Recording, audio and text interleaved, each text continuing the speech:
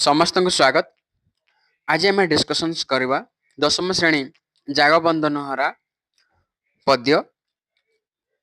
ତ ଦେଖ, ପ୍ରଥମ ପ୍ରଶ୍ନ, ଲକ୍ଷ୍ୟ ଜୀବନେ ଖେଲାଅ ଡ୍ୟାସ୍। ଅପସନ୍ ଏ ଉତ୍ସାହବାଣୀ, ବି ଆଲୋକ ଧାରା, ସି ସମୟବାଦର ଧାରା, ଡି ନୂତନ ପ୍ରାଣର ଧାରା। ଲକ୍ଷ୍ୟ ଜୀବନେ ଖେଲାଅ ଡ୍ୟାସ୍, ଏହାର ଆନ୍ସର କୋଉଟା ହେବ? ଏହାର ଆନ୍ସର ହେବ ଅପସନ୍ ବି ଆଲୋକ ଧାରା। ପରବର୍ତ୍ତୀ ପ୍ରଶ୍ନ, ଜାଗବନ୍ଦନ ହରା କବିତାରେ ଦେଶ କାହା ଦ୍ୱାରା ଶତଖଣ୍ଡିତ ହୋଇଥିବା କୁହାଯାଇଛି? ଅପସନ୍ ଏ ଜାତି ଉପଜାତି, ବି ଅଭାବ ଅନଟନ, ସି ପୀଡ଼ନର ପର୍ବତ, ଡି ରାଜନେତା। ତ ଆନ୍ସର ହେବ ଅପସନ୍ ଏ ଜାତି ଉପଜାତି। 3 ନମ୍ବର ପ୍ରଶ୍ନ, ସନ୍ଧାନୀ ବନ୍ଧନ ହରାର ସନ୍ଧାନ ପଥରେ କିଏ ଶିର ଟେକିଛି?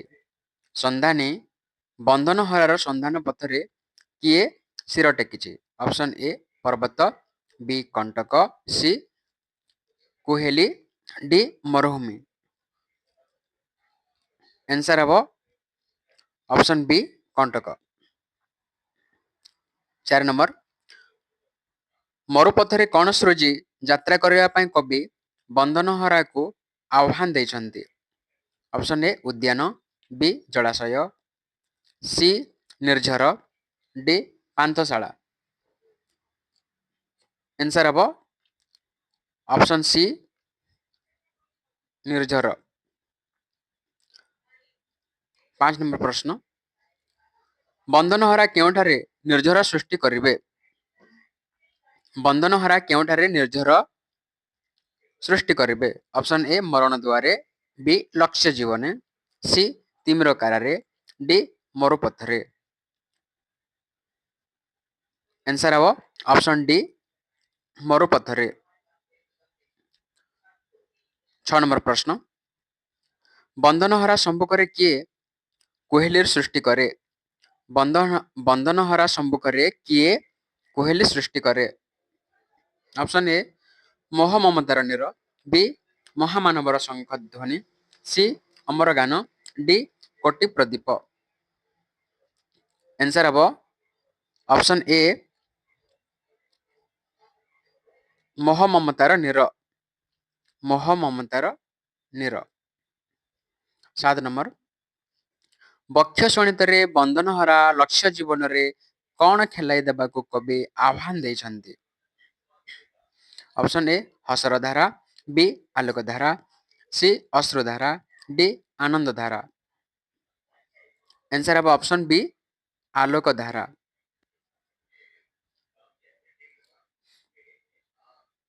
8 ନମ୍ବର, ଜାତି ଉପଜାତି ଦ୍ୱାରା ଦେଶର କି କ୍ଷତି ହୋଇଛି? ଅପସନ୍ ଏ ଦରିଦ୍ର ହୋଇଛି, ବି ଦୁର୍ବଳ ହୋଇଛି, ସି ଶତଖଣ୍ଡିତ ହୋଇଛି, ଡି ଜୀବନ ଜୀର୍ଣ୍ଣ ଶୀର୍ଣ୍ଣ ହୋଇଛି।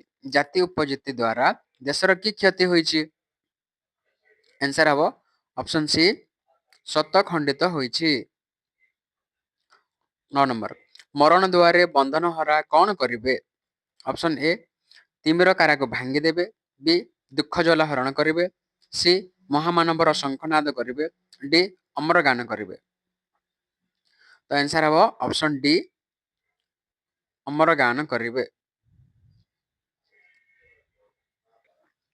10 ନମ୍ବର, ମୋହ ମମତାର ନୀର ବନ୍ଧନହରା ସମ୍ମୁଖରେ କଣ ସୃଷ୍ଟି କରେ? ଅପସନ୍ ଏ ନିର୍ଝର, ବି ମରୁ, ସି କୁହେଲି, ଡି ପ୍ରାଚୀର। ମୋହ ମମତାର ନୀର ବନ୍ଧନହରା ସମ୍ମୁଖରେ କଣ ସୃଷ୍ଟି କରେ? 10 ନମ୍ବର ଆନ୍ସର ହେବ ଅପସନ୍ ସି କୁହେଲି ସୃଷ୍ଟି କରେ। 11 ନମ୍ବର, କବି କେଉଁଠାରେ ଆଲୋକର ଧାରା ଖେଳାଇବାକୁ କହିଛନ୍ତି? ଏ ଅନ୍ଧକାର ଭିତରେ, ବି ଲକ୍ଷ୍ୟ ଜୀବନରେ, ସି ଲୋକମାନଙ୍କ ମଧ୍ୟରେ, ଡି ଅରଣ୍ୟରେ। ଏହାର ଆନ୍ସର ହେବ ଅପସନ୍ ବି ଲକ୍ଷ୍ୟ ଜୀବନରେ। ଲକ୍ଷ୍ୟ ଜୀବନରେ ଆଲୋକର ଧାରା ଖେଳାଇବା ପାଇଁ କବି କହିଛନ୍ତି। 12 ନମ୍ବର, କେଉଁଠାରେ ଅମର ଗାନ ଗାଇବା ପାଇଁ କବି କହିଛନ୍ତି ରାଜଦ୍ୱାରରେ, ତୀର୍ଥକ୍ଷେତ୍ରରେ, ଯୁଦ୍ଧ କ୍ଷେତ୍ରରେ, ମରଣ ଦ୍ୱାରରେ।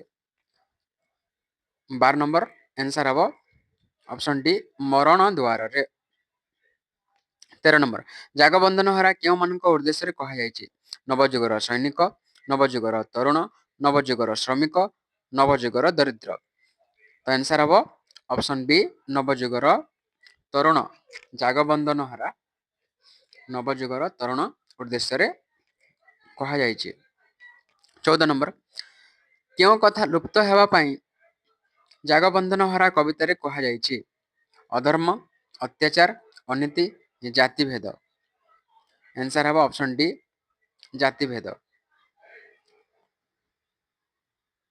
15 ନମ୍ବର ମରଣ ଦ୍ୱାରରେ କେଉଁ ଗୀତ ଗାଇବା ପାଇଁ କବି କହିଛନ୍ତି? ମୃତ୍ୟୁ ସଙ୍ଗୀତ, ଜାତୀୟ ସଙ୍ଗୀତ, ଅମର ଗାନ, ରାମଧୁନ।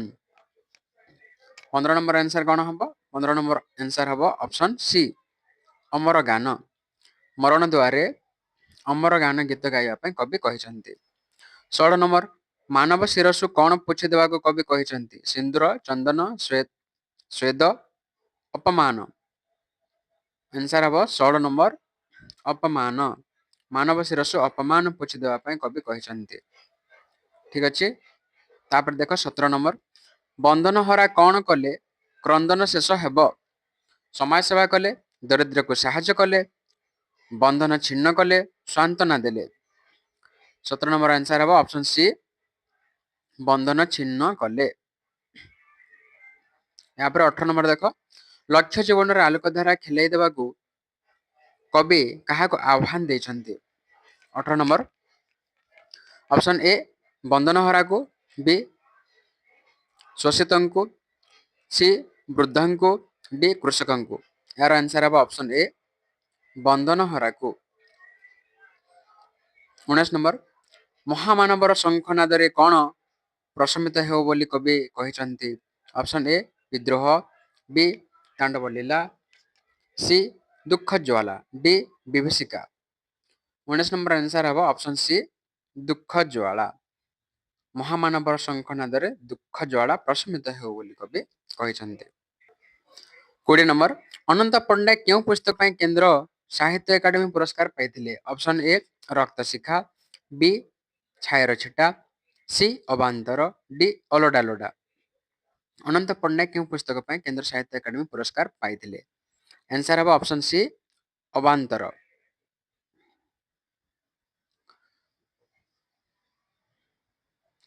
21 ନମ୍ବର ଦେଖ ମାନବର କେଉଁଠି ଅପମାନ ସଞ୍ଚିତ ହୋଇ ରହିଛି ବୋଲି କବି କହିଛନ୍ତି?